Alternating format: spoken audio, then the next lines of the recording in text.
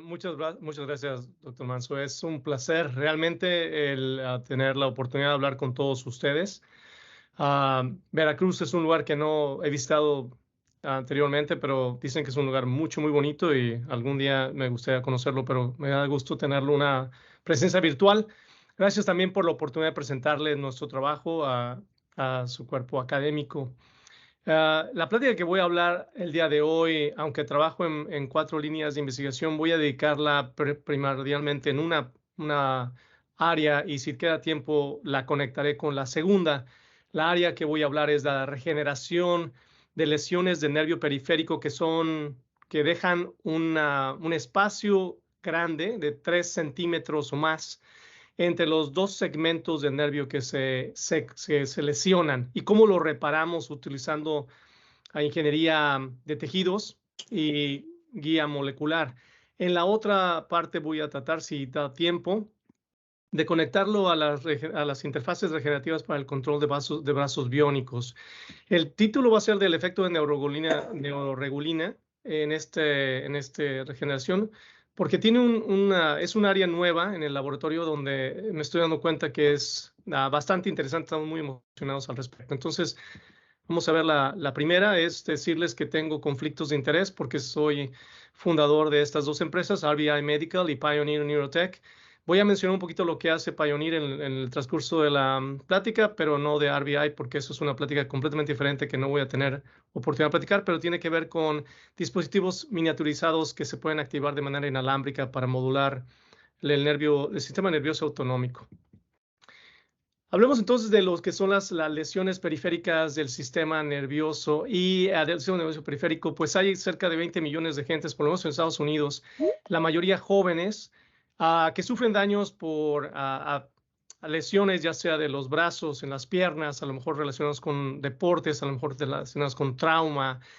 Y es un daño una vez que hay una lesión, si es una lesión drástica donde hay una segmentación del nervio, entonces las lesiones pueden ser permanentes. Hay maneras de repararlos y la efectividad es limitada.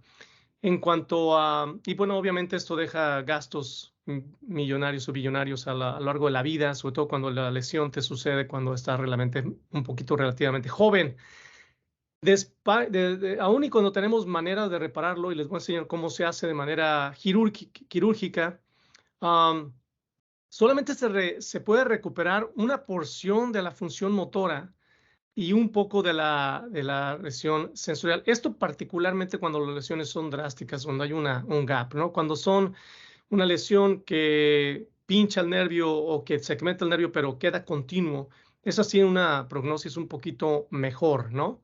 Aquí de este lado estamos viendo un poquito lo que causa y la mayoría de los daños, como se pueden dar cuenta ahí, son un objeto cortante que puede entonces lacerar el nervio de manera significativa. ¿Qué pasa cuando lesionas un nervio? Pues se separa de la parte proximal que está pegada, que es la que conecta el cerebro a la médula espinal. El cerebro manda los comandos motores a la médula, las neuronas del cuerno ventral motor, entonces sacan los impulsos a través de los axones de la root de la raíz ventral. Estos quedan segmentados y entonces el nervio pues queda sin poderse contraer, ¿no? Flacidez a resultado de esto. La parte distal también se corta, en este segmento también se cortan los axones sensoriales que hacen la función de mandar los receptores de la piel, los receptores de los músculos, el proprioceptivo, las nociceptivas, y al ser segmentados se pierde también la sensación. Entonces, ese es el problema de esto. ¿Qué pasa cuando es una lesión de 3 centímetros o más grande? En ese momento queda un gap. Este gap hay que repararlo, ¿no? Entonces, las opciones son quirúrgicamente pedirle al paciente que done de su propio cuerpo unos nervios, normalmente el nervio sural, que es un nervio lateral del pie, que inerva la parte sensorial y entonces sacrifica al paciente ese nervio para poder usarlo y repararlo aquí. Y aquí ven cómo se repara. Esto crea un poquito de preguntas. La pregunta es cómo reparas un nervio motor con un nervio sensorial y si eso tiene eficacia, ¿no? Y realmente pues la tiene, pero a nivel limitado. ¿Cuáles son las otras opciones que tenemos? Bueno, pues el autograph que se llama este procedimiento que es el gold estándar, es lo que la mayoría de los cirujanos van a preferir hacer al principio, tiene una efectividad de hasta 80 milímetros, 8 centímetros, ¿no? Es lo que te pueden reparar. Puede ser un poquito más, pero realmente la mayoría de la gente hace entre 8, 4. Esto es lo que se prefiere para una lesión gap grande. Aquí la pregunta es, pues, ¿de dónde sacas tanto nervio, no? Porque como te puedes dar cuenta, el sural es pequeño en relación al nervio mediano, por ejemplo, en el brazo o el tibial en la pierna. Entonces, tienes una limitación hasta qué tanto puedes obtener de tu mismo cuerpo, ¿no? Qué tanto nervio te puedes donar a ti mismo. Las otras opciones es agarrar nervio que es de cadáveres, que se colecta, se remueve las células. Esto se llama allograft y puede ser procesado, perdón, pero tiene una eficacia un poquito más limitada, ¿no? Hasta 30, 40, y hay gente que diría que es menos de eso, ¿no? Entonces realmente se empiezan a cortar las distancias que puedes reparar.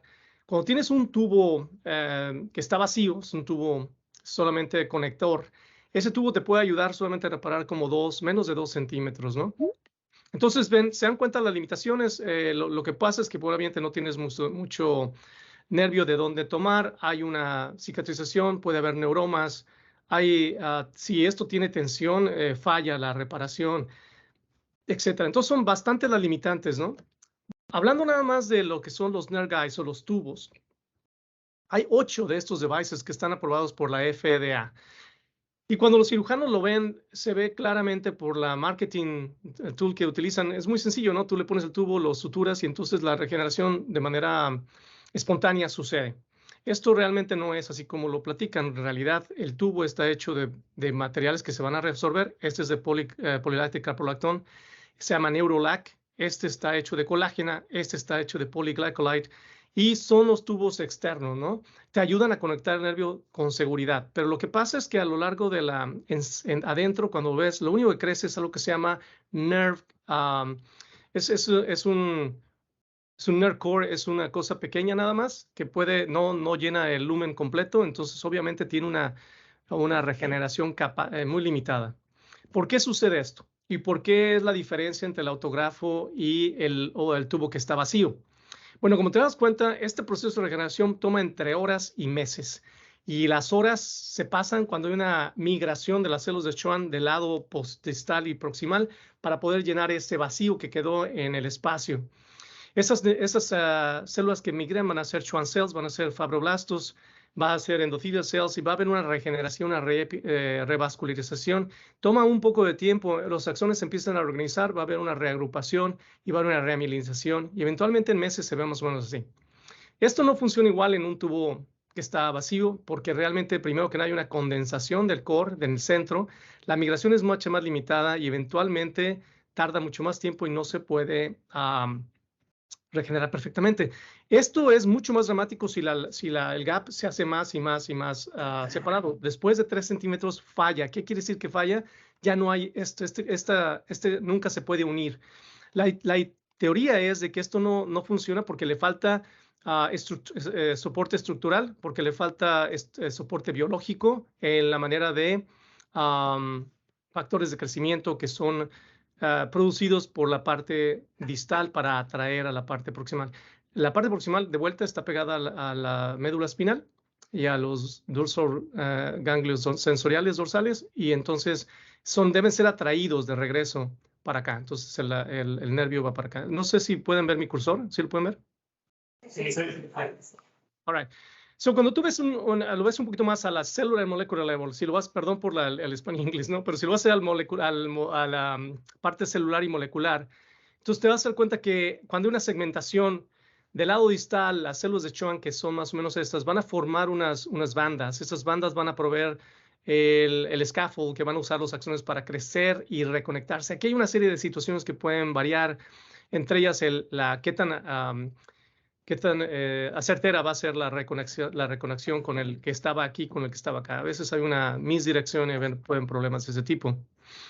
Eso nomás de este lado muestra los tipos de lesiones. Eso es una lesión pequeña y cambian en gravedad de aquí para acá. Esta es la que hay segmentación y cuando hay una amputación, pues esta parte ya no existe.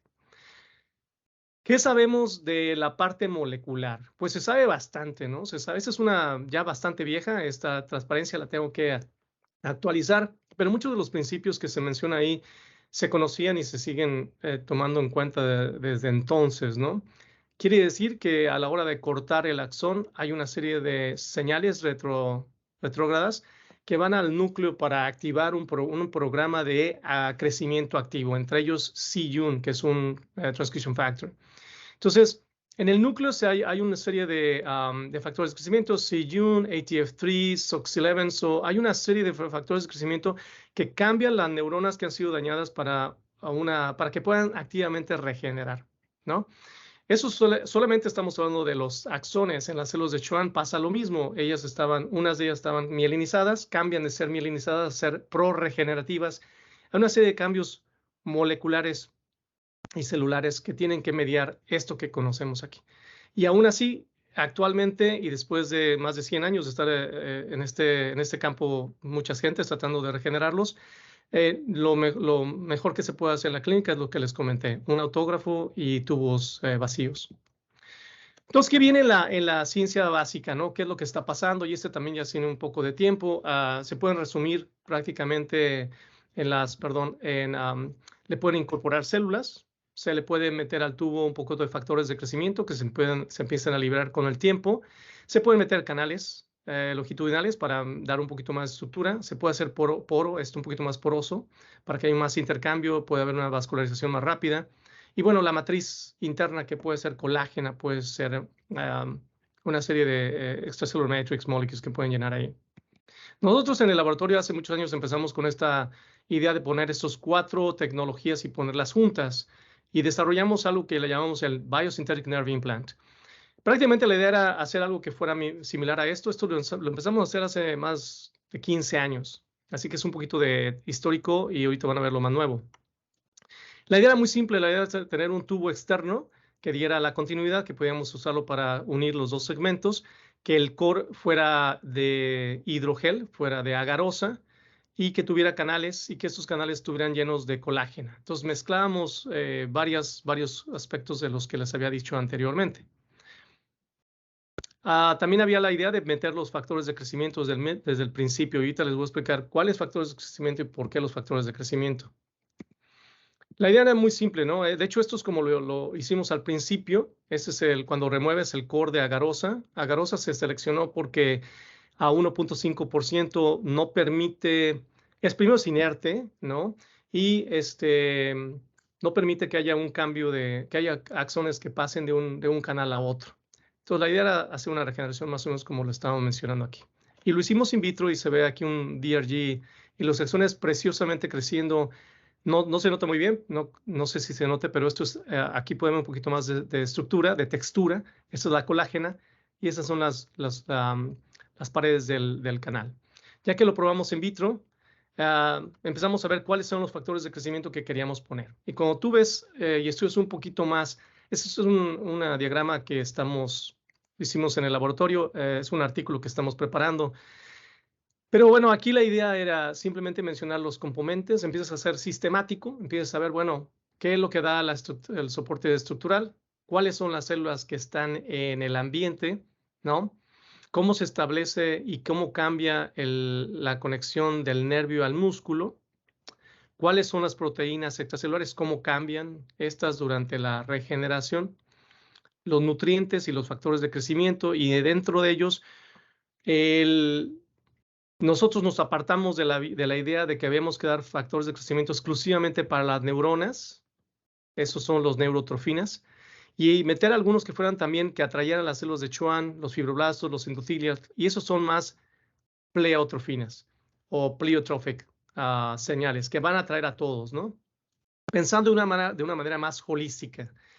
El approach inicial que hicimos era un gap de 10 milímetros o 1 centímetro, y pueden darse cuenta la gran diferencia de meterle una estructura a no meterla, ¿no? Es exactamente el mismo nervio, exactamente el mismo tubo. Este es sin nada de estructura, el core se puede ver clarito. Este es con los canales, y pueden ver cómo hay una regeneración completa, hay hasta una epitelización de la agarosa con una clara irrigación por parte de aquí de los endothelial cells que pasan por los canales que les hicimos. Le hicimos unos hoyos aquí, que son unos poros grandes, para que hubiera una reepitelización mucho más rápida. comprobar, eso fue, ya tiene pues 12 años que hicimos esto. Aquí pudimos jugar y comprobar que se pueden meter en uno de canales que tú quieras, obvio, podemos meter hasta 14 canales y demostramos de manera eficiente que lo que crece dentro es un corte transversal y pueden darse cuenta ustedes si conocen la anatomía de los nervios periféricos, se darán cuenta que están compuestos por axones, muchos de esos mielinizados. Aquí el axón es el circulito claro y el anillo más oscuro de azul. Esa es la mielina, ese es un Toluidine Blue que se hace. Pues lo hicimos bien, hicimos esa regeneración. Mi problema es que cuando fui y le dije esto al director de ortopedia en nuestro hospital, me dijo que si fuera 1 centímetro, que ni siquiera perdiera mi tiempo, que ellos no reparan 1 centímetro, que mejor lo suturan. Y me dio el reto, obviamente, de hacerlo a 3 centímetros. Pero cuando tú analizas 3 centímetros, te das cuenta que tienes que incrementar la complejidad. No era suficiente meterle un hidrogel, teníamos que meterle partículas de elevación prolongada. ¿Por qué? Porque los axones crecen a una velocidad de 1 o 2 milímetros por día. Y si eso es así, te tomaría entonces para cerca de un mes para poder cubrir una distancia de 3 centímetros, nada más para cruzar el puente si tú quieres, y encima otro mes, otros 45 días para llegar al músculo y a la piel donde se tienen que reinervar los targets. Entonces eso me dio la idea de que teníamos que poner liberación prolongada. Ahora, voy a hacer un poquito de cambio, hablar esto de los qué factores íbamos a hacer y por qué factores de crecimiento y por qué las pleiotrofinas. Esa igual es una cuestión muy vieja que menciona que muchos de ustedes deben saber en neurociencias, donde durante el desarrollo del tubo neuronal, los axones van a ser atraídos por factores de crecimiento, en este caso puede ser Netrin-1, y pueden ser entonces repelidos del centro del midline una vez que cruzan para que no se regresen. Ese puede ser Semaphorin 3A, Semaphorin 3, una de las moléculas que nosotros reportamos hace unos años también en la médula. Entonces, sabíamos que había moléculas que atraían y repelían. Sabíamos que las moléculas pueden ser atraídas y podrían ser expresadas en el piso, en el extracellular membrane o membranes, y pueden ser se pueden difundir también y pueden repeler. Conocíamos bastante bien en ese tiempo y se conoce bastante bien cuáles son los signaling pathways, o sea, qué es lo que una vez que la molécula como un quimoatractan, un quimorepulsan, se pega a su receptor en la membrana, cómo hace que haya más polimeración de actina, haya un crecimiento de la extensión del growth cone, o que no lo haya, que haya una reabsorción de actina y haya una retracción del growth cone. Entonces, con todo ese conocimiento empezamos a ver qué vamos a hacer. Empezamos con lo que sabíamos de los factores de crecimiento que atraían a los nervios. Aquí es una lista de los que son más comunes: Nerve Growth Factor, NT4, BDNF, which is Brain Derived Neurotrophic Factor, NT3, Nerve Growth Factor, BDNF, y NT4. So, estos normalmente se unen a un TRAC-C receptor, ¿no? Y normalmente son medio específicos, pero hay una cross-reactividad y requieren un segundo correceptor, que en este caso es P75. Se hace una heterodimer y eso es lo que hace que haya una señalización interna. Nosotros hicimos esto hace muchos años, cuando yo era postdoc, probamos los factores de crecimiento en un modelo muy particular. Este modelo se llama Dorsal Root Entry Zone Model. Es un modelo donde el sistema nervioso periférico, que tiene la habilidad espontánea de regenerar, entra a la médula espinal, inerva en este caso la parte sensorial, que sea la lámina 2 para los nociceptivos, la lámina 4, y los propositivos van otra vez hasta la lámina 9, no, lámina 10. Cuando los cortas, aquí haces una lesión, se regeneran, pero se paran aquí y no entran porque hay una barrera de los astrocitos. Ustedes sabrán que astrocitos solamente los encuentras en el sistema nervioso central y no realmente en el sistema periférico. Como el sistema central no tiene Schwann cells, hay una área donde los dos sistemas se ven encontrados. La idea era muy simple en ese momento. ¿Qué tal si podemos usar factores de crecimiento cambiando el ambiente de una médula espinal adulta? Y lo que hicimos fue, yo hice hicimos unos viruses, adenovirus, que codificaban un par de factores de crecimiento, Nerve Growth Factor en FGF2, y hice uno que llevaba LAC-C, que es un reportero. Este artículo, que es ya bastante viejo, se dan cuenta que lo que hicimos fue demostrar que si le pones factores de crecimiento de este lado, o sea, si yo pusiera NGF aquí, todos estos que separan ya no separan, ya se meten completamente y entran sin importarles ninguna barrera y se llenan de completamente, de manera, se les encanta el factor de crecimiento, donde quiera que lo vean se lo van a encontrar. Eso nos dio una pauta, porque eso pasa en el adulto, ¿no? Eso quiere decir que el sistema nervioso adulto se puede ser remodelado con factores de crecimiento. Dimos un paso adelante de esto. Dijimos, bueno, ¿qué tal si ponemos DRGs en la rata, en el cerebro de la rata? Es una cross-section a nivel del núcleo caudado. Hicimos una vía con factores de crecimiento, con NGF. Dimos un 90 degrees turn y le pusimos una niche para que llegaran ahí. Estos neuronas normalmente no están presentes en el sistema nervioso. Esos son nerviosos sensoriales del DRG. Pero si la hipótesis era correcta, la hacíamos poder guiar del otro lado del cerebro, darle media vuelta y llegar para allá. Y con esto íbamos a demostrar que podíamos manipular el sistema y pues obviamente se logró. Aquí están las neuronas, están grafted, se ve cómo se van del otro lado y aquí se hace un poquito la vuelta, los axones dan vuelta y se llegan un poquito donde estaba el target. Esto lo que hace es cambiar la idea que teníamos. Anteriormente, Ramón y Cajal había dicho que pues, el sistema nervioso central no lo podías cambiar, era inmovible, que todas las fuentes de regeneración habían sido, se habían secado, ¿no? Era una vista muy negativa que había permeado como nosotros enseñamos a los estudiantes de medicina. Lo que nosotros hicimos de demostrar que eso no es cierto, tú les puedes, bueno, puede ser cierto en sí, pero lo puedes regresar. Tú puedes meterle a sus factores y puedes hacer que estos vuelvan a crecer. Los nervios no están fijos, tú los puedes cambiar, no son inmutables, son plásticos. Y aunque algunas cosas mueren, tú puedes realmente crecer las otras y las puedes no nomás que guiarlas, les puedes guiar a través de electrodos. Entonces yo me fui un poquito de manera futurista, si tú quieres, en el 2017 hice algunos cambios ahí para que vieran lo que ahora ya se puede hacer. Volviendo a la regeneración nerviosa del tubo de 3 centímetros, la pregunta es ¿cuál es la combinación, ¿no? ¿Cuál es la receta? Por si quieres atraer neuronas de varios tipos, sensoriales y motoras, y las sensoriales se dividen en nociceptivas, mecanoceptivas de varios tipos y propioceptivas, entonces, ¿cómo las atraes? Entonces, lo que se hace es un experimento sistemático donde pones un DRG, en este caso la coloración de las neuronas es en rojo, representa donde están los cuerpos de las neuronas y las extensiones son los axones. Aquí vienen fotografías del efecto que hace GDNF, NT3, NGF y la combinación. ¿Qué pasa cuando combinas NT3 with PTN? ¿Qué pasa cuando combinas GDNF with PTN? Y se da bien cuenta, inmediatamente se ponen cuenta que hay un efecto sinergéstico, donde dos factores hacen más efecto que uno. Eso es in vitro.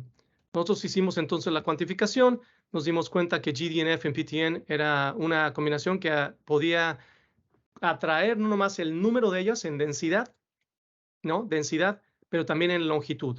Cuando logramos esa receta, identificarla, la probamos en una de 4 centímetros. Hicimos dos, uno de 3 y uno de 4.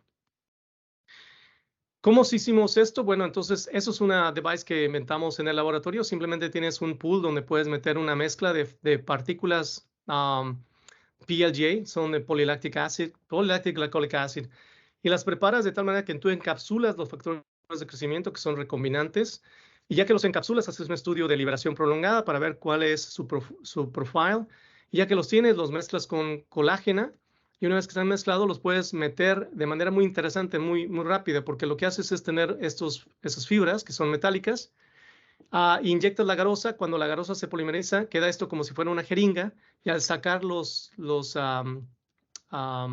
filamentos, se llenan, hay una presión negativa y se llena esto completamente. Y esa es una fotografía de un cross-section.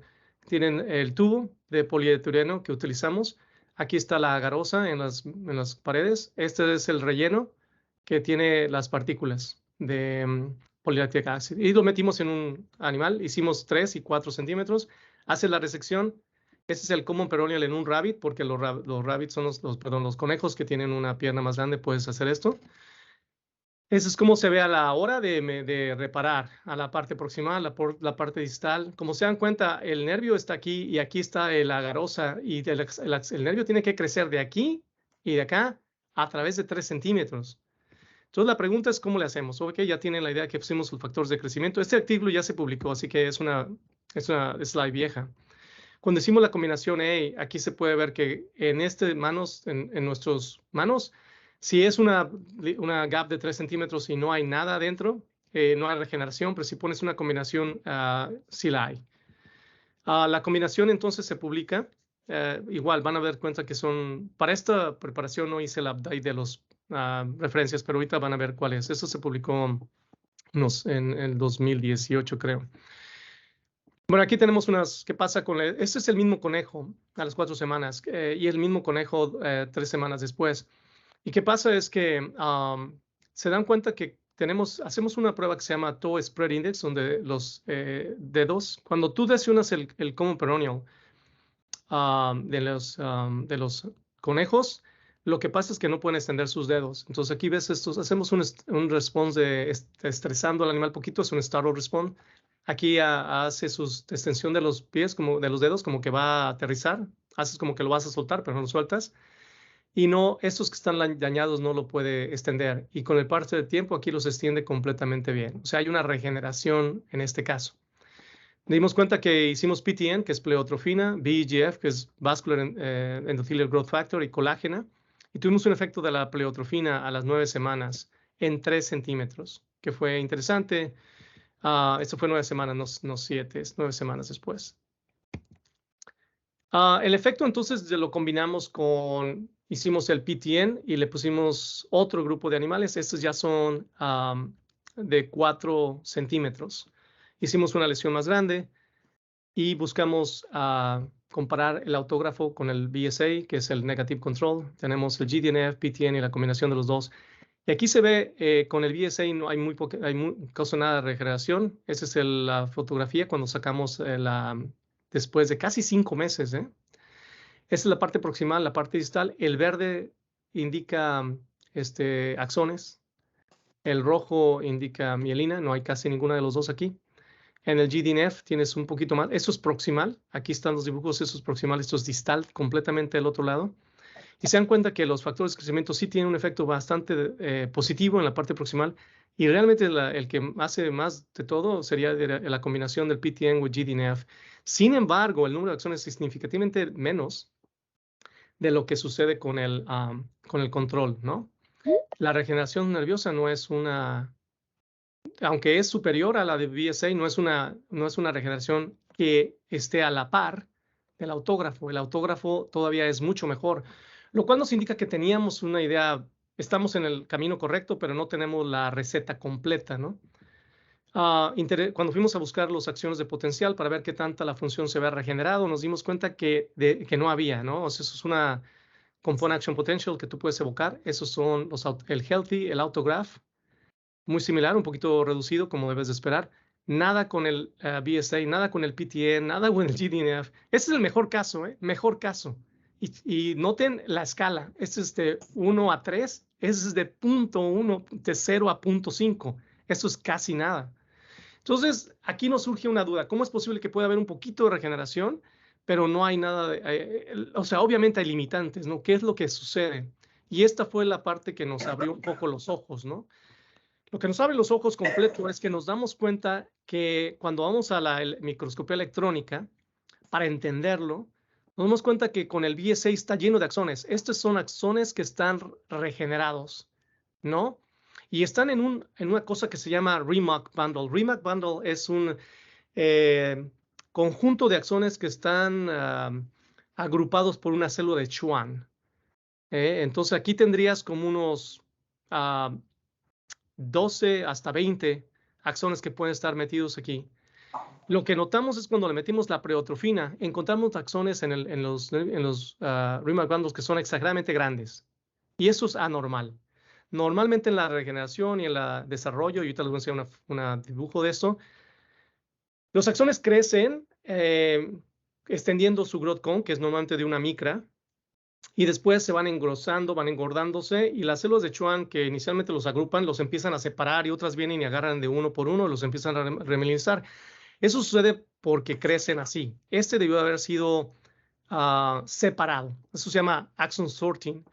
o separación. Lo debían de haber separado y no lo separaron. Con GDNF vimos exactamente lo mismo. Y con PTN-GDNF vimos raramente ocasiones donde había una mielinización, pero fueron muy raros. Cuando vimos los diámetros de los axones, nos damos cuenta que había un efecto muy pequeño comparado con el diámetro de los control, que es el autógrafo, pero un efecto de todas maneras significativo. El problema es que ya no estábamos lidiando con un problema de regeneración. Ya habíamos agarrado los axones y los habíamos metido de un lado al otro. Todo esto es distal, ¿no? El problema era que estamos lidiando con una situación de axon sorting y remyelination o remyelinización. ¿Qué es lo que sucede con eso, axon sorting? Bueno, aquí están los axones en desarrollo y también sucede en regeneración, donde vienen las neural crests, que son las neuronas, células que son pluripotenciales, ¿no? Y esas se van a convertir en Schwann cells. Esas Schwann cells van a tener receptores a neuroregulina, que es una familia de factores de crecimiento.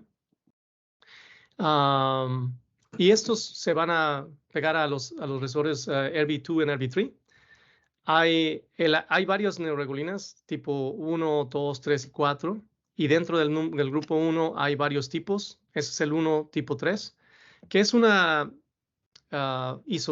forma que tiene una membrana dominio transmembránico que hace que esta molécula se exprese en la pared del axón, y entonces la Schwann cell lo reconoce y empieza a engolfar. Y si no tienes poca neuroregulina, se hace un non-myelinated Schwann cell y termina en un Rimac bundle like this, como este. Si tienes mucho, entonces se separan y hacen una remyelinización. Se nos hizo muy claro en ese momento que nosotros estábamos lidiando con esto y no estábamos lidiando con esto. Entonces pensamos que la neuroregulina tendría que ser agregada. Sabíamos que la neuroregulina era un factor súper importante para no solamente la mielinización, sino que se conoce demasiado en cuanto a los factores de crecimiento que promueven la maduración de una Schwann cell que está simplemente wrapping o que llega a agarrar uno de estos axones grandes para poderlo separar y para poderlo mielinizar. Y los factores de crecimiento clave son SOX10, que es un factor de crecimiento que te puede ayudar a marcar las Schwann cells que son inmaduras, y Cross20, que ya te puede empezar a dar una idea de cuáles son las mielinizantes. Sabíamos perfectamente bien que estos factores de crecimiento se unen al receptor en la membrana, que puede haber una cuestión enzimática que puede romper liberar un fragmento extracelular. Y sabíamos un poco de los vía intracelular, que tiene que ver con en este caso, la síntesis de colesterol para la remielinización. Entonces ya teníamos bastantes elementos para pensar qué teníamos que hacer con la neuroregulina. Compramos neuroregulina recombinante, la encapsulamos en partículas, demostramos que una liberación prolongada y demostramos que las partículas tenían determinado tamaño, ¿no? En este caso como 2.5 micras, como 3 micras. Y la combinamos, hicimos una combinación ese es un DRG, aquí son como 2 DRGs, y los dorsal root ganglions que tú agarras de las ratas y las creces, si son neonatos, le pones colágena, van a extender axones, y cuando son neonatos no crecen mucho, si son embriónicos, pues sí.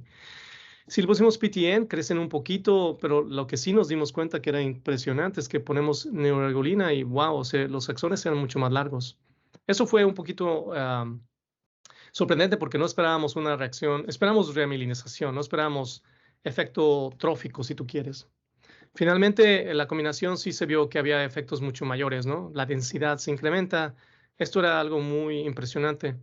Lo metimos en la regeneración, en el tubo, y esos son los resultados de la histología. Creo que aquí estamos fuera de orden. Déjenme, voy a la orden. Me voy a hacer primero. Lo primero que hicimos es ver por el tiempo. Son semanas. Noten que ya vamos aquí por 29 semanas más o menos que hicimos el estudio. Noten que si hacemos el baseline, todos los conejos los pintamos los dedos para poder determinar su spread index. Esto es lo que pasa después que los dañas. Y conforme pasa el tiempo, podíamos ver cuánto se podían extender. Esta es una donde hubo una recuperación. Esto es donde no hay recuperación, después de 28 semanas. Es un poquito, se dan cuenta que después de que hay eso es cuando están normales, después del daño, después de 6 semanas, el autógrafo empieza a recuperarse un poquito a las 14 semanas. La neuroregulina empieza un poquito más tarde. Yo creo que la notamos bien a las 18 semanas. O sea, ya hay una diferencia entre la neuroregulina y el autógrafo, donde hay una regeneración tardía, pero no hay una diferencia al final, aunque sí puede ver cualitativamente que es menor en la regeneración funcional con la neuroregulina. Por alguna razón, bueno, sabemos la razón, con el metimos PTN no tenemos lo mismo, y PTN es un factor sensorial, no nervioso, no motor, por eso creemos que esto está explicado aquí. Cuando hicimos la parte histológica, nos dimos cuenta que el autógrafo había bastantes axones mielinizados, se pueden ver aquí. Y nos dimos cuenta que en el empty había un montón de axones, pero ninguno estaba mielinizado. Y en el neuroregulin habíamos visto, como llamamos islands, o como pequeños islas de mielinización, pero no estábamos, estos son como un canal, estos es como otro canal, pero realmente no vimos muchísimas como estas de acá. Entonces ya ahorita vimos axones, pues sabemos que neuroregulina tuvo un efecto, el efecto se comprobó de regeneración de número de axones también, esos son el ME2, esto ya lo está mucho más está repetido, cuantificado. Y ahorita tenemos SOX10, tenemos otros marcadores que nos dan una figura muy clara de lo que está pasando con neuroregulina. También vimos un poquito la reinervación en el músculo y aquí también es un efecto que puede tener la neuroregulina. Tenemos un incremento en las áreas de las fibras que es significativo comparado con el autógrafo, pero que de igual no llega al autógrafo, ¿no? Perdón, es significativo comparado con el empty, pero no llega al autógrafo. Todo esto nos indica que, bueno, que hay otras cosas más. Lo nuevo en el laboratorio en relación a la neuroregulina es que hay una familia de ellas. Sabemos de dónde, sabemos la que pusimos, a quién está afectando. Ese artículo está ahorita en preparación. Yo creo que saldría, lo vamos a mandar a publicar a mediados de este año, porque ya estamos en la parte molecular, estamos tratando de entender qué efecto tuvo la neuroregulina que nosotros elegimos y qué otros tipos de neuroregulina se necesitan para poder llevar este proceso a la remielinización. Entonces ya no estamos hablando de regeneración, estamos hablando de remielinización y hacer una remielinización a tiempo, porque también el otro efecto que no les he comentado es que si uno se tarda, la parte intrínseca de crecimiento se pierde. Hay un proceso que se llama senescence o de envejecimiento y donde hay donde las neuronas, si quieres, se rinden un poquito y dicen, bueno, ya no, traté de regenerar por unos 2 meses, ya no pude, entonces ya no vale la pena, ¿no? Entonces puede haber un efecto así, claro que un efecto así existe en los músculos. La otra parte que nos interesa mucho es que estos factores de crecimiento no se liberan de manera lineal, se generan de manera gradiente. Entonces, hicimos un modelo de cómo podíamos liberar factores de crecimiento dentro de los lúmenes del nervio sintético. Aquí lo hicimos con una fibra de PLGA que secreta los factores de crecimiento y le cambiamos el gradiente cambiándole el número de vueltas o qué le haces. Esto se hace pones la fibra y a la hora de meter la agarosa y remover la fibra, este coil se queda pegado a la pared de agarosa. Pueden dar cuenta que modelamos de 0 a 14 nanogramos por mililitro. Aquí se ve claramente en los días que pasan, del 1 al 9 días con el gradiente, y podemos modelarlo de manera perfecta. Ese estudio se publicó en el 2018. Demostramos que si hay una gradiente comparado con una linealidad, el número de axones crecen más directos y crecen más grandes. Cuando no hay linealidad, este axón se va de coil a coil. Este se fue de aquí porque hay más concentración acá, ¿no? Entonces se va así, se va así, se va así, se va así, se va así. O sea, se van buscando las áreas de más concentración. Cuando hay un gradiente claro, se van en línea recta y se van hacia los lugares donde hay más concentración. Esto generó una compañía, Jeff Petruska es el CEO, esa compañía se llama Pioneer, y ahorita tenemos nos van a dar un grant para poder hacer esto, que va a ser ya vamos y es el momento, creemos que tenemos patentes sobre el cocktail, tenemos patentes un poquito de la neuroregulina y creo que se puede entonces ya empezar a hacer un dispositivo que pueda proveer estas cosas para que los podamos reparar. Summary. Summary de eso es, bueno, confirmamos que la estructura de de lámina de muchos canales se puede hacer funciona de manera efectiva para 4 centímetros. Habría que probarlo a más, 6, 8. Neuregulina ayuda al sorting. Eso no les dije, pero sí, sí es muy efectivo en sorting out dos axones. Y bueno, hay efectos que vamos a tener que estamos haciendo ahorita con los cuantitativos, con Neuregulina, muy específicos tipos de Schwann cells, porque Schwann cells hay varios tipos y estamos tratando de hacer esto. Ahorita son 10:43 y si quieren les doy un poquito de biónica o cómo estamos. Sí, muy bien. All right. So, para terminar unos 15 minutos, yo creo que les puedo explicar. Bueno, amputaciones en Estados Unidos después de la guerra de Afganistán y de Irak. Mucha gente llegó con amputaciones. La DARPA, que es la Agencia Avanzada de Investigación de Estados Unidos, vino con un programa en el cual me tocó participar a mí, donde la idea era cambiar estas prótesis de gancho, que son muy buenas, pero que no los puedes controlar, hacer algo que pareciera una mano humana, robótica, con 29 grados de movimiento. La idea era muy simple, ¿no? Se parece simple. Hay que poner un electrodo, si puede ser un cuff electrodo o uno que se inserte al nervio, adquirir las comandos motores que el cerebro produce y usarlos como señales de control para el brazo biónico. El problema es cuando hablas de sensorización, ¿no? Cuando dices, bueno, le puedo poner una piel sintética con sensores de presión, sensores de temperatura, sensores de movimiento, y entonces podemos reemplazar todo esto que es lo que tiene nuestra piel, ¿no? Cuando hay una amputación, todo esto se va, desaparece y lo único que te queda es esto, todos los cables que están cortados. Créeme que los cables cortados no te dan ningún tipo de información específica, los que te dan la información específica son los sensores. Como los sensores se van, eso es lo único que tenemos y quiero que noten que todos los mecanoceptivos, todo lo que te da soft touch y light touch, si piensa alguien que pueda leer Braille con el tocar el texto, eso lo hacen con esta piel y esos sensores. Si no tienes esto, entonces tienes esto. Y meter un estímulo eléctrico va a ser, biofísicamente, estos axones son muy parecidos. Y yo diría que sería casi imposible separarlos electrónicamente con estos, ¿sí? Y eléctricamente te vas a depolarizar primero los más grandes y al último los más chicos. Bueno, entonces, ¿qué pasó? Pues ya una serie de gentes empezaron a desarrollarlos. Eso es lo que ya había cuando yo empecé a trabajar en esto. Había gente que redirigía el nervio al pecho y le ponían electrodos en el pecho para hacer miógrafos. Había gente que le ponía los electrodos en la médula o directamente en el nervio, pero eso los inserta, se llama un slanted electroarray. Eso es un cuff electrode que lo aplasta y el más pesado es el regenerativo, el donde pones un electrodo en between.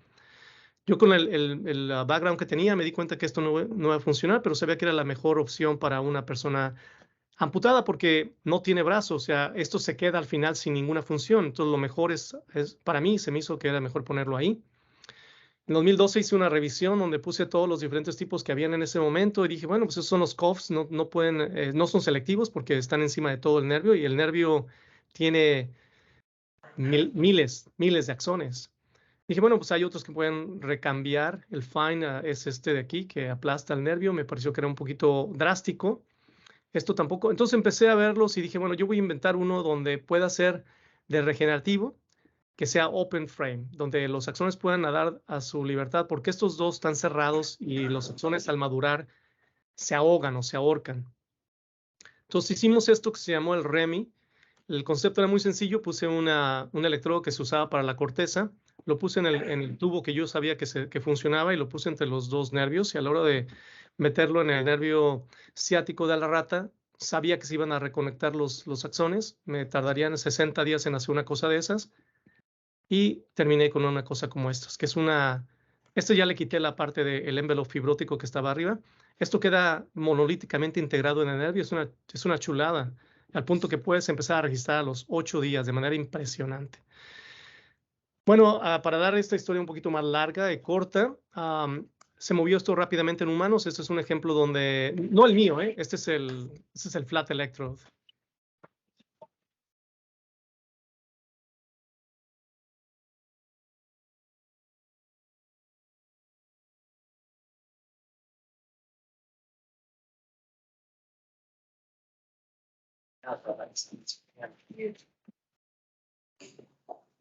Noten que este individuo que Dominic Duran y Dustin Taylor dieron en Case Western es el flat electrode y pueden detectar motion control y pasárselo al brazo.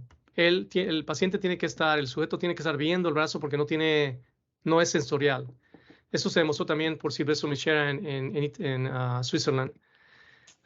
Ese es un estudio del 2014 donde muestra que le metieron sensorización al brazo con el mismo cuff electrode y podían ayudar al paciente que le cubrían los ojos y le decían que agarrara una cereza y si no le das la sensorización, pues las aplasta. Si le das la sensorización, quiere decir que le estimulas al nervio en proporción a qué tan soft esto es, de acuerdo al sensor que tienes aquí. Había una gran diferencia y no estrellaba no aplastaba las cherries. Eso demuestra claramente que la sensorización es importante, funciona, es necesaria. Sin embargo, otros estudios, incluyendo el de él, a través de los años han demostrado que si usas un slanted electroarray, puedes demostrar sensorización, tú le puedes inyectar la corriente, pueden decirte, la siento aquí, la siento allá, pero a la hora de ver y preguntarles qué sientes, noten esto, 43% demuestran un tingling. Y tingling es como que hagan cosquillitas, pero no es cierto. El tingling puede ser algo así como eléctrico, una sensación eléctrica, ¿no? Una sensación no natural. El 32% de los pacientes. En el estudio de Dustin era como el 90% de los pacientes. O sea, cuando es fácil decodificar la intención motora, no es fácil codificar la información sensorial. ¿Por qué? Hay una serie de limitaciones. El tejido se inflama alrededor del electrodo. La corriente, que si le metes un corriente más, puedes dañar al electrodo, puedes dañar al tejido. Y la codificación tiene que ser muy efectiva y muy macro, muy chiquita. Nosotros desarrollamos el REMI y estamos en el momento de, podemos decodificar. Esa es una rata caminando en un treadmill haciendo un gait análisis y podemos ver cada vez que da un paso. Podemos ver cuando hay la pata está levantada y es un swing, está como columpiándose, o cuando se para, ¿no? Y evaluando estos stepping podemos encontrar los axones, los waveforms, y podemos darles significado. Estamos ahorita haciendo un mapa de una bitácora, si tú quieres, de las acciones de potencial que son motores, de las acciones de potencial que son sensoriales. Y la vamos a tratar de usar en un machine learning para tratar de extraer ese tipo de información de registros que no se hayan hecho anteriormente.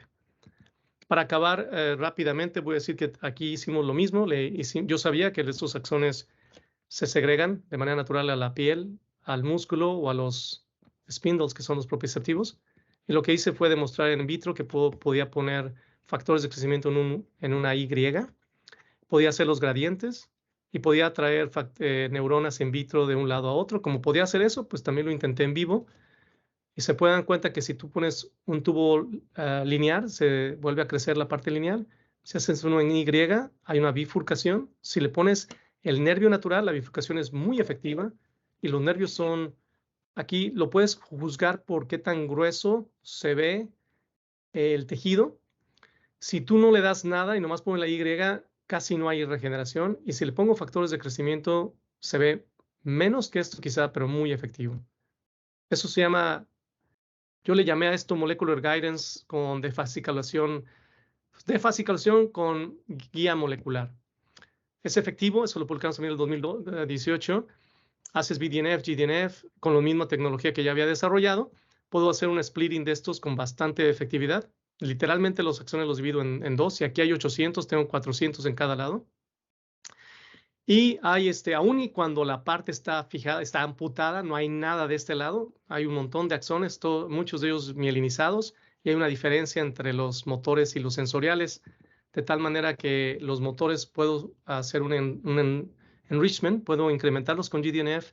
Los sensoriales los puedo incrementar con PTN. Eso me da la oportunidad entonces de modificar la interfase. Y la interfase ya no es una interfase mezclada o natural o que no tiene control. Ya nosotros tenemos un poquito más de control sobre esta. Lo último que tengo son estos electrodos que son fantásticos, son los electrodos miniaturizados. Este electrodo mide 4 micras de ancho. 4 micras, ¿eh? El pelo mide 100 micras de diámetro. Perdón, este mide 8 micras. Comparado con el que yo utilicé en el REMI, eran 200. Entonces, lo que estoy haciendo es miniaturizando los axones. Esto es debido a que Stuart Cogan en UTD es fantástico y su estudiante Gasavi fueron los que hicieron este electrodo. Y nosotros lo probamos en el nervio vagal y demostramos que es una selectividad. Por ejemplo, el nervio vagal, cuando lo empiezas a estimular, haces el registro en la parte cervical, estimulas en la parte subdiafragmática y agarras 50 micras y tienes dos canales, el 3 y el 16. Te das cuenta cómo el del 3 solamente responde a los 75 micras, pero el de los el canal 16 empieza a responder a los 50. Aquí se ve clarito que este no responde hasta los 75 y este responde mucho antes. La diferencia de estos es que todos estos la mayoría son no mielinizados. Eso es muy significativo. Y termino con este gran que estoy haciendo ahorita. Tengo 2 grans ahorita de NIH haciendo esto, donde estoy tratando de mapear la parte sensorial usando estos que le llamamos ultra micro electroarrays. Y estoy haciendo ya lo que yo llamo el White Ruma. Ruma es con el Ultra Nano Electroarrays. Pues ya estamos haciendo unos con 3 electrodos, arrays, y vamos a hacer un mapeo de la parte del forearm cuando está entrenado el animal para mover un péndulo. Esto nos va a ayudar para establecer se llama Nerve Brain Interface. Vamos a poder controlar el péndulo con la información que venga de aquí del nervio. Vamos a también poder codificar la parte sensorial y usar el tálamo para poder decodificar la parte sensorial. Eso va a estar muy interesante. Creo que es todo. Déjame ver si me voy a salir de aquí porque si no es todo, yo creo que... sí, es todo. Perfecto. Es todo. Esto es un trabajo que se hace en equipo. Aquí están algunas de las personas que trabajan conmigo. Alejandra González, egresada del Instituto de Neurociencias, ¿no? De Querétaro, con doctorado con Ataulfo. Ha publicado mucho del trabajo conmigo.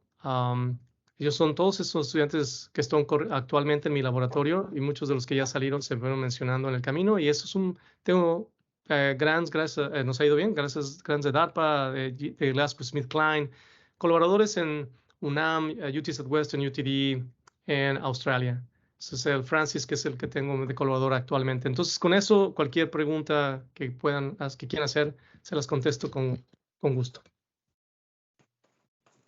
Muchísimas gracias, Mario, por esta extraordinaria charla y esta extraordinaria línea de investigación que tienes. Y bueno, abrimos a las preguntas. Primero le damos la voz a los estudiantes y luego a los académicos. Entonces, jóvenes.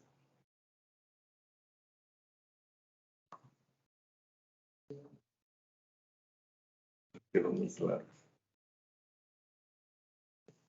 Además, hablen un poco alto para el micrófono.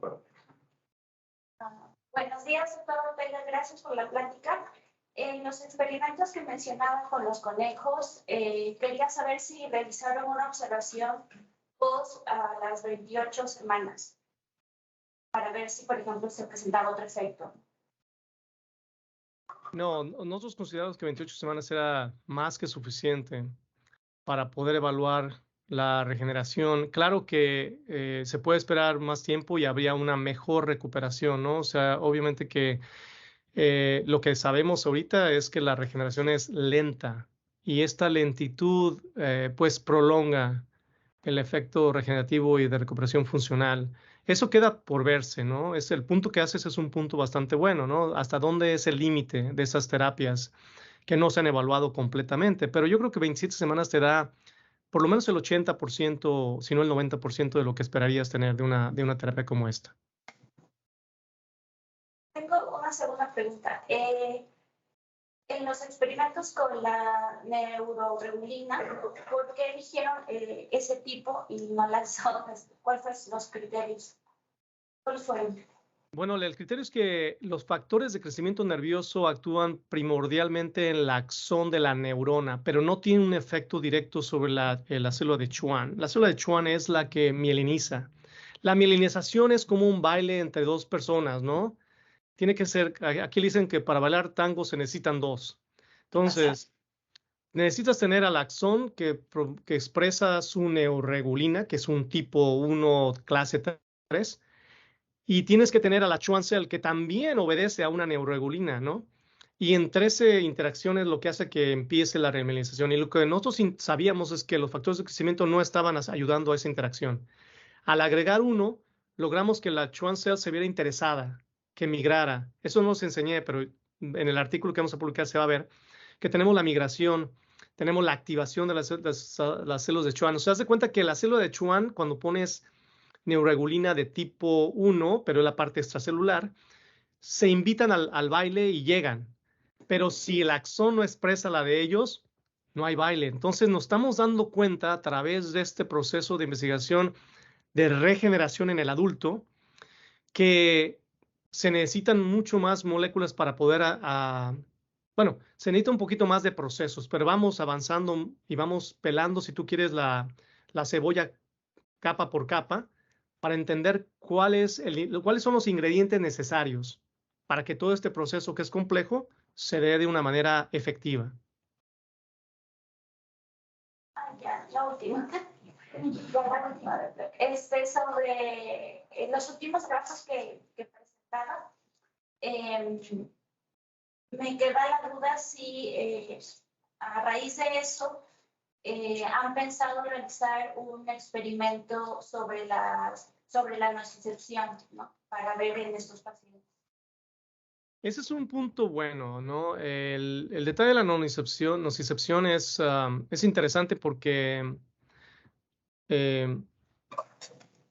es necesario, pero al mismo tiempo es el que quizás los investigadores tratan de hacerlo al último, ¿no? El más retador, el más importante para el paciente es la parte motora.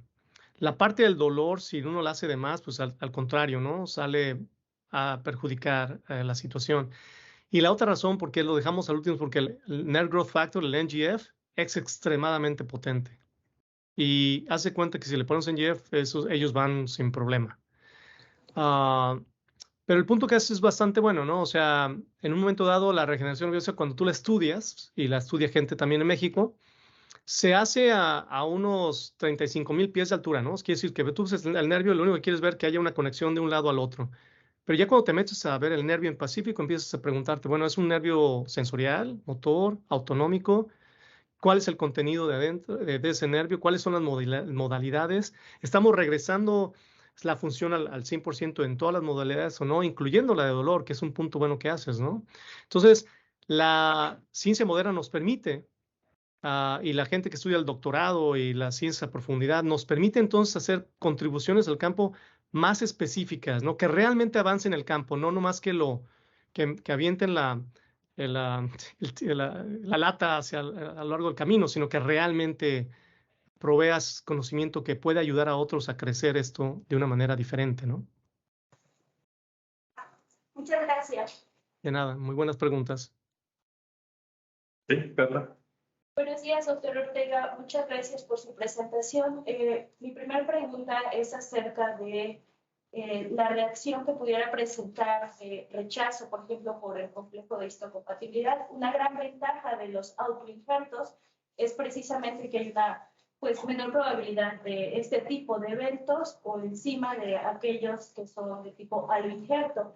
Por las características biomoleculares que describe del prototipo que presenta, ¿con qué tipo de reacción podría presentar? Es decir, ¿coincidiría más con un autoinjerto en este sentido o con un aloinjerto? ¿El complejo mayor de histocompatibilidad daría problema o no? Bueno, igual es una pregunta buena, es una buena pregunta interesante, ¿no? La parte diferente de los que hacemos nervios sintéticos es que no hay una célula, no hay, lo que puede crear la histocompatibilidad puede ser una proteína, ¿no? Que sea reconocida como algo foráneo. Nosotros no metemos proteínas, metemos fragmentos activos de péptidos. Y esos fragmentos activos de los péptidos nos permiten minimizar la respuesta inmunológica. De hecho, no la hay. Si hubiera habido una reacción histopatocontabilidad, no hubiéramos visto regeneración nerviosa, pero en absoluto, nunca había visto una inflamación, desorganización, a lo mejor edema y necrosis, donde lo que viste fue una regeneración nerviosa, pero prácticamente normal, incompleta, si tú quieres, pero normal. Entonces sí, existe la idea que tenemos que demostrar, se tiene que demostrar, pero el uso de factores de crecimiento no es exclusivo para nosotros, la gente lo utiliza de hace muchos años y no generan una respuesta inmunológica como tal. Los otros ingredientes son neutros, con la excepción de la colágena. Y también cabe aclarar que las ratas son un modelo un poquito exageradamente bueno para esas cosas, ¿no? La ciencia piensa, los científicos, los médicos piensan que nosotros cuando usamos ratas, pues no tiene mucho significado porque pueden hacer cualquier cosa, ¿no? Y les va muy bien, se recuperan. Así que sí, el punto que mencionas es, tendríamos que entonces pensar, cuando trasladas esto de las ciencias básicas a la parte clínica, que todos los componentes, incluido la colágena, sean recombinantes, no sean biológicas y que sean completamente, que no tengan una inmunogenicidad como la que mencionas tú. Pero nomás quiero hacer un comentario. El autógrafo no es efectivo. Si lo fuera, no estaríamos buscando alternativas. Entonces, ahí es donde está el vaivén, ¿no? O sea, una cosa es práctica, fácil para el cirujano y tiene una limitación. Y los bioingenieros y los científicos estamos tratando de mejorar subir un poquito más la calidad de las respuestas que tenemos para esos tipos de casos.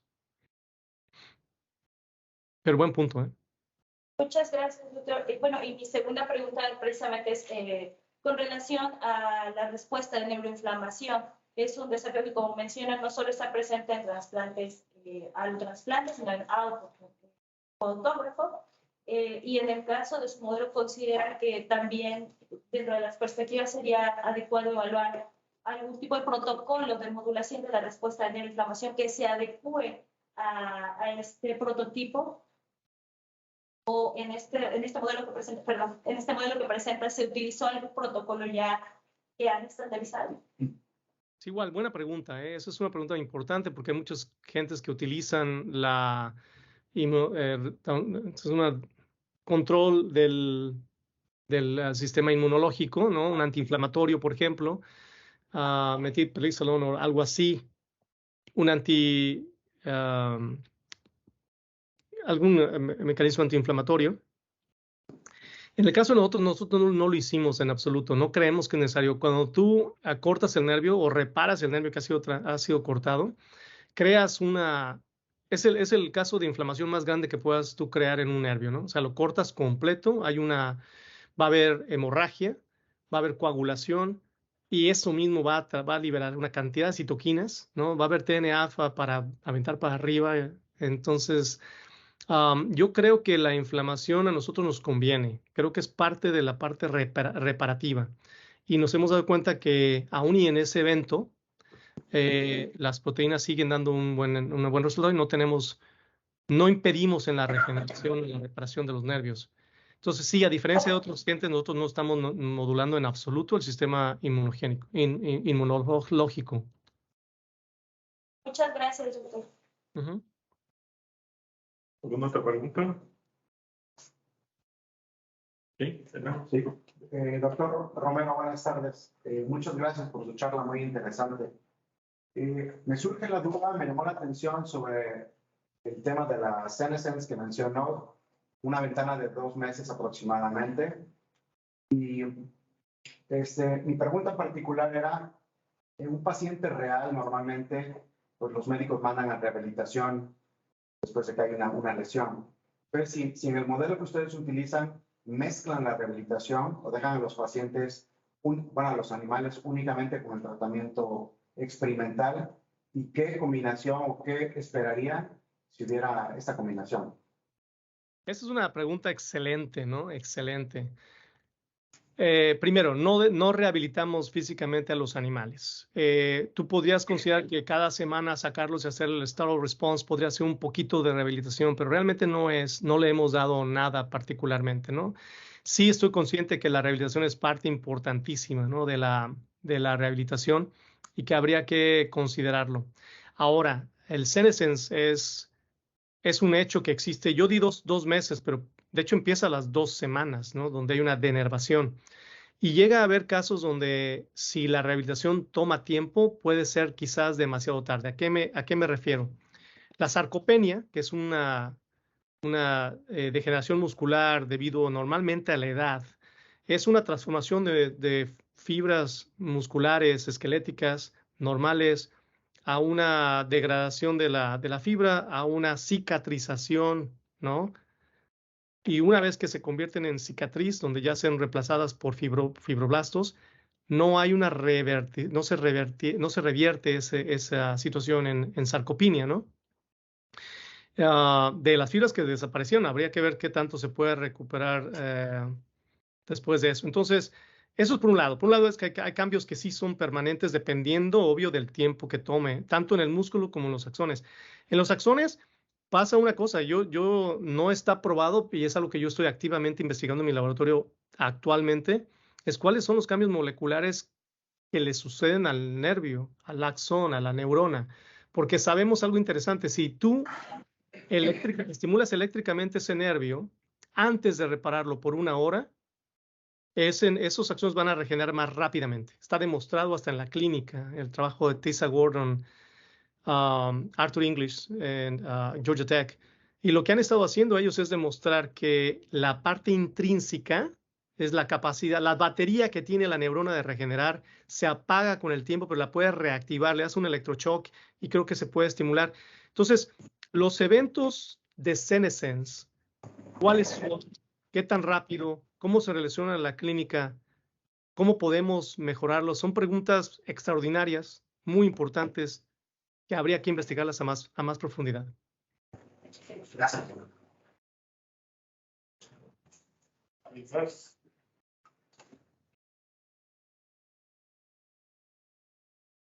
¿Puedo, doctor? Sí, perdón, hay una mano levantada. Leo, adelante. Gracias. Doctor Romero, buenos días. Muchas gracias por su plática.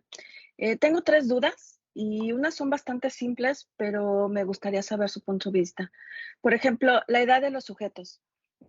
Se ve que son adultos, son unos conejos hermosos, de hecho, pero me pregunto si ha tenido la oportunidad, yo sé que es un estudio complejo, de poder interrogarse si este efecto tan dramáticamente bueno depende de la edad del sujeto de experimentación. Y bueno, un poco haciendo eco de pues la capacidad de regeneración entre más joven es el cerebro y lo que nos platicaba del envejecimiento. No sé si quiere responder y después le pregunto. Sí, esta pregunta es muy importante.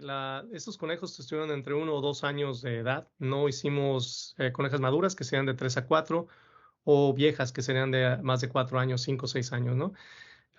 El efecto de edad es un efecto conocido. Entre más joven, y joven para que sea un efecto drástico, joven estás hablando de adolescentes, no adultos neonatos, ¿no? Se sabe que es un bebé con daño al plexus dorsal se van a regenerar probablemente más rápido que un adulto. El efecto de la edad no lo hemos estudiado, es un efecto clave, es un efecto que se tiene que estudiar más a profundidad. Es una muy buena pregunta y creo que son de las preguntas que vamos a poder, el campo completo tiene que empezar a buscar ya. Tenemos que pasar de que si se hay regeneración o no. Yo creo que ya la regeneración creo que la vamos entendiendo y vamos ahora a poder entender lo demás. ¿Cuáles son los más efectos y cómo realmente infieren o interfieren? Es una muy buena pregunta. No tengo una respuesta a esa. Gracias, doctor. Y las otras 2 preguntas van un poco de la mano con los aspectos técnicos, pero, por ejemplo, ¿usted creería que bueno, antes de eso, perdón, no nos mencionó o no recuerdo cuál era el éxito de la regeneración? Es decir, ¿el 100% de los sujetos a este proceso se recuperaron o hubo un porcentaje diferente? Porque eso también es dramáticamente importante porque podría brindar información de qué otros factores pueden ser cruciales para el éxito. Si fuera que todos los sujetos se recuperaron, bueno, espera su respuesta, ¿usted cree que podría este efecto reproducirse en todos los tipos de nervios o tendría que ir muy dirigido a un tipo en particular?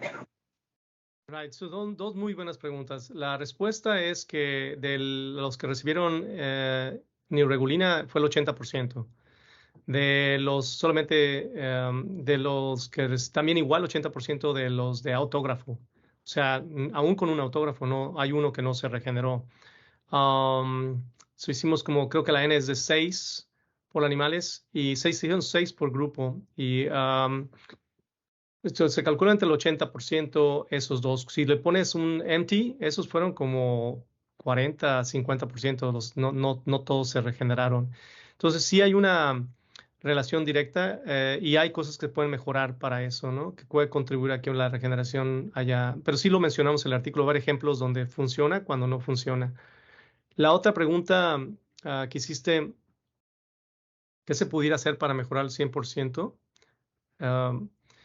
Yo creo que ya vienen cosas adicionales. ¿Cómo guías la cirugía, no? ¿Cómo puedes alinear que no haya ni curvaturas? Porque hay cosas ya cirúrgicas, ya no es el tubo, sino el cirujano que va a poner el nervio y que no quede volteado, que no haya... Hay cosas que podemos hacer para que ayudar a la alineación y a la sutura. La sutura parece ser algo simple, pero no es simple. O sea, yo tengo estudiantes batallando con eso. Entonces, hay cosas que estamos mejorando al respecto. Pues son detalles que sí es importante mencionarlo y hay que estandarizarlo. Y si me permite, doctor Manso, otra pregunta. Sí, adelante. Gracias. La última, doctor. Bueno, fue una plática muy, muy alentadora en realidad, pero la última que me gustaría hacerla es, desde el punto de vista técnico, digo, yo sé que desde 2009 que nos mostró sus trabajos hasta ahora son años, ¿no? Años enteros de investigación. Pero las neurotrofinas se caracterizan porque necesitan dimerar, su receptor necesita dimerizarse. Pero esto hace necesario conocer la cantidad precisa de ligando para que la señalización sea adecuada. De lo contrario, se pueden formar monómeros o se puede formar estructuras que no señalizan al interior. Entonces, a veces generan curvas, dosis, concentración, respuesta, en U invertida, etcétera. ¿Cómo logró identificar la cantidad precisa que nos resume en 1 hora, pero que seguramente hubo mucho trabajo? No sé si nos podría comentar. Y de nuevo, gracias por su charla.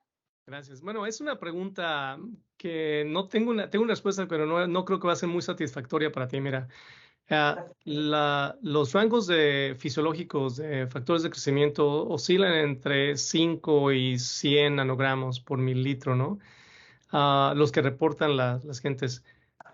Sin embargo, estoy consciente de que si te vas de ese rango, puedes entonces tener el efecto contralateral o al contrario, inducir cell death. Yo lo que hice fue buscar un rango medio de lo que había sido probado fisiológicamente por otros autores. No he hecho aunque sí hice la combinación in vitro de los proteínas, no hice una titulación y es una de las cosas que nos falta optimizar. Yo pensaba que era primero buscar la parte más, el contenido de la receta, si tú quieres, cuáles son los que tenemos que tener en la receta y después optimizarlos. Pero eso es un hoyo muy grande que tenemos en nuestra ciencia actualmente y lo que mencionas es clave. Me sorprende que aún y no teniendo una optimización, hayamos tenido un resultado como el que hemos tenido, pero eso, digo, en el mejor de los casos le atinamos, que lo dudo, porque la ciencia rara vez es así.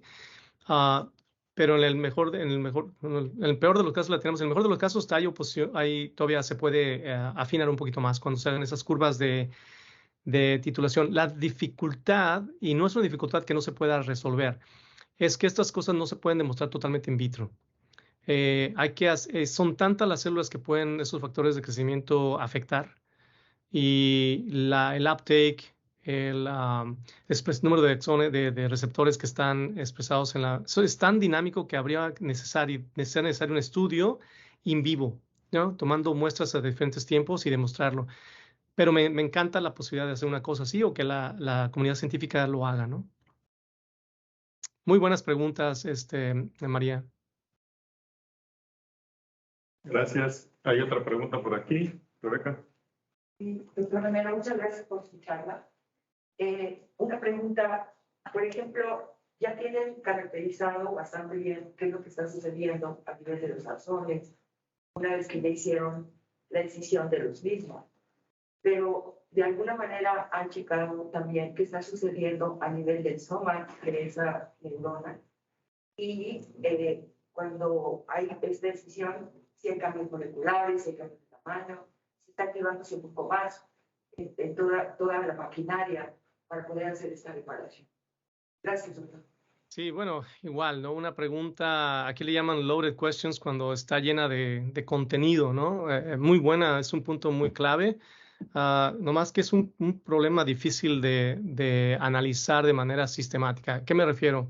Un factor de crecimiento se expresa en 90 minutos. Los immediate early genes son 90 minutos, 120 minutos. Y son expresiones temporales, 1 o 2 días a lo mejor. La expresión temporal de los receptores y de los factores de crecimiento en el nervio está reportada, ¿no? Hay estudios de expresión, estudios cuantitativos. Pero lo que tú mencionas es algo más, ¿no? Es decir, ¿cuál es el efecto a nivel molecular, genético, transcripcional? Ya si le metemos así un poquito más de caché, le metemos hasta metabólico a lo largo del tiempo, ¿no? Son herramientas que se tienen, herramientas que un estudio de eso se puede hacer, y sin embargo es algo que desconocemos. Ahorita en estos momentos, uno de mis estudiantes de doctorado está exactamente vamos a hacer algo de un estudio genético o genómico, si tú quieres, para poder ver el transcriptome, o sea, ver qué estamos generando. Pero el problema es que la longitud de tiempo, ¿no? Si estás hablando de 29 semanas y el proceso es lento y desfasado entre un grupo y el otro, complica la elección de las ventanas de estudio porque hay que sacar el tejido, incrementa el número de animales y el costo es exorbitante. Entonces, eso me ha detenido, pero si a alguien se les ocurre ideas, estoy obviamente dispuesto a colaborar o demás. Es una pregunta importantísima. Que algún día la vamos a poder resolver, pero ahorita tenemos esos problemas que son un poquito más pragmáticos, ¿no? Gracias. ¿Alguna otra más? Tenemos tiempo para una pregunta más. A ver, Marilena. Buenos días, doctor. Muchas gracias por su presentación, muy interesante. La verdad me gustó mucho. Yo tengo alguna duda con respecto a la administración de los factores de crecimiento o todas las moléculas que ha estado utilizando. Pero mencionaba que un aspecto importante era el hecho de que fueran distribuidos de manera de gradiente. Yeah. En ese sentido, y retomando un poquito la pregunta que hizo la doctora López, ¿cómo logran que tenga ese efecto? Primero, ¿cómo logran que sea la distribución así heterogénea, ¿no? Y después, ¿cómo saber que realmente va a tener un efecto si no hay una expresión adecuada del receptor, ¿no? Esa es una pregunta que tengo al respecto. Y la otra pregunta es en el sentido de, bueno, los estudios que ha estado usted realizando pues han sido en animales. ¿Qué tanto el sistema se parece al del humano cuando nosotros lo que queremos es hacer los estudios aquí, pero probarlos en el humano, ¿no? No sé si los factores de crecimiento tienen las mismas características que los que tienen la rata y el conejo, o son un poco diferentes. Yeah, muy buenas preguntas. La primera es acerca de, creo que de los factores de crecimiento. Recuérdame tantito, es que me puse a pensar la segunda, que era cómo se hace la translación a los humanos y qué tan diferentes son. Son muy parecidos. O sea, uno de los componentes celulares más antiguos es la unidad nervio axón motor con músculo, ¿no? Esa interacción, esa migración, ese control en general es muy reproducible, ¿no? Tú puedes agarrar un nervio en cualquier animal que es motor y el músculo se va a contraer. Y las axones que están involucrados en el desarrollo, migración, targeting, reinervación, son conocidos y muy parecidos. Hay una homogeneidad bastante significativa. Yo diría que está más del 90%, 95% en en los neurotrofinas que son humanas y comparado con los de los animales de tal cosa que puedes usarlas de manera indiscriminativa. Entonces, por ese lado, la parte de traslación, yo no creo que sea un impedimento.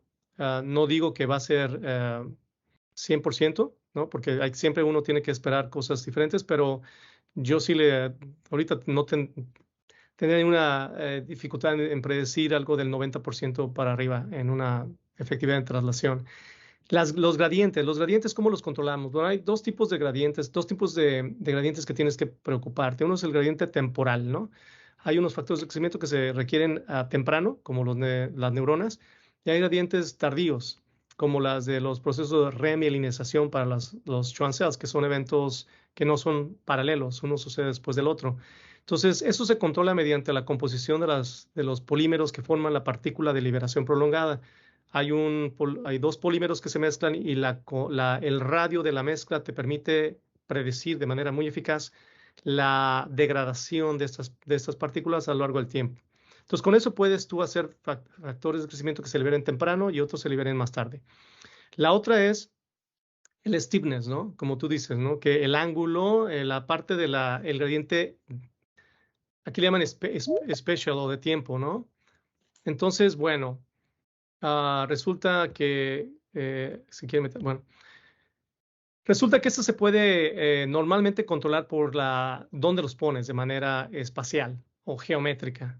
Entonces tú puedes medir, de hecho te voy a poner un ejemplo clave, 3D bioprinting, right? Con una impresora 3D puedes controlar speed, stiffness, y ahí nosotros utilizamos algo que se llama mezcladores microfluídicos, donde tú puedes poner a los dos partículas que quieres y te los va a mezclar a un radio determinado y te los va a empezar a sacar ya mezclados del otro lado. Entonces, esas preguntas son importantísimas, son claves, pero de manera ingenieril, todas se han podido resolver, se pueden resolver.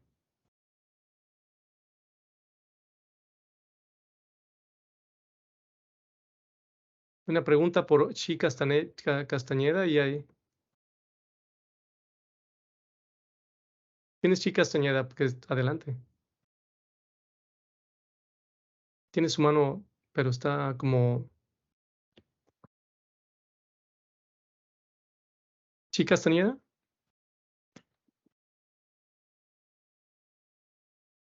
Ok, maybe no. No, ahí viene.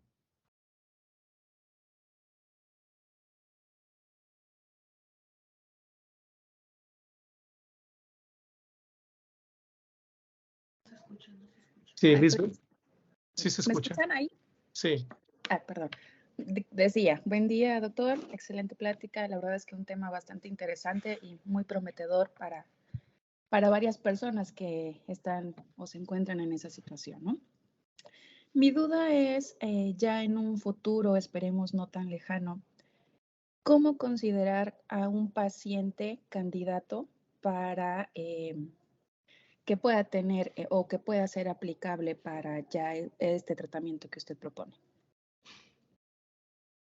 Bueno, el camino a la implantación de pacientes debería iniciarse, yo veo dos pasos muy claros, ¿no? Uno es a las pacientes que van a elegir el autógrafo, van a tener una lesión necesaria que es la del nervio donador. Ese es cuando remueves el sural del lado lateral. Entonces, ese sería para mí el primer paso, ¿no? Y para eso cualquier paciente yéndose al autógrafo sería candidato porque, ¿qué crees? No hay nada. Para ellos sí que no hay nada. Les quitas un segmento de 6 centímetros y ahí eso se queda sin función. Es un sacrificio que los pacientes aceptan, pero no necesariamente debe de ser así. Eso nos ayudaría a demostrar efectividad. Quiero aclarar que estos nervios serían la receta debe ser especificada para si el nervio es sensorial, motor o si es autonómico. Los factores de crecimiento varían un poquito entre ellos. Y el segundo es que habría que ver entonces la edad, habría que ver casos de cuáles son los criterios de de admisión y los criterios de exclusión, que incluirían otro tipo de cuestiones como enfermedades neurológicas, demilisantes, con diabetes y otro tipo de cosas. Entonces, ya un estudio clínico no excluiría a nadie que pudiera beneficiarse de la terapia por la terapia misma, ¿no? La terapia puede ser aplicada a cualquier persona, quiero yo, de cualquier edad, consciente de que el efecto pudiera variar, ¿no? En la gente joven, ya hablamos, podría ser un poquito más efectiva. Pero la pregunta sería, bueno, ¿qué otra cosa, no? Y bueno, también todas esas terapias que son experimentales se empiezan en casos que la terapia que se ofrece actualmente o no es efectiva o no es deseada. Entonces, si alguien llegara a decir, yo prefiero intentar este caso, reparar el nervio con esta terapia y no irme al autógrafo, se pudiera experimentar. No hay o sea, ¿cuál es el efecto? ¿Qué es lo que se pierde, no? Si intentas una cosa de estas, ¿no? En el peor de los casos, no funciona, lo cual lo minimizas con los resultados preclínicos que obtienes. Pero yo creo que fuera de eso, el beneficio puede ser bastante efectivo. Nosotros en el laboratorio nos toma mucho tiempo porque no quiero poner nada en la clínica que no sea efectivo. Hasta este año formamos esta empresa, se llama Pioneer, y hasta este año empezamos ya a hacer una cosa que sea clínica. Es la otra cosa que quiero mencionar rápidamente. Los devices que yo estoy haciendo los hago a mano en mi laboratorio y aunque puedo decir que están bien hechos, pues no son grados clínicos, ¿no? Ahí ya se tiene que pasar a una empresa que los formalice de una manera más efectiva. Entonces, esas cosas pudieran también van a cambiar y que pueden ayudar a que la incidencia de regeneración sea más uniforme, ¿no? Y no debida a que la fabricación pueda tener unos problemas. Muchas gracias, doctor.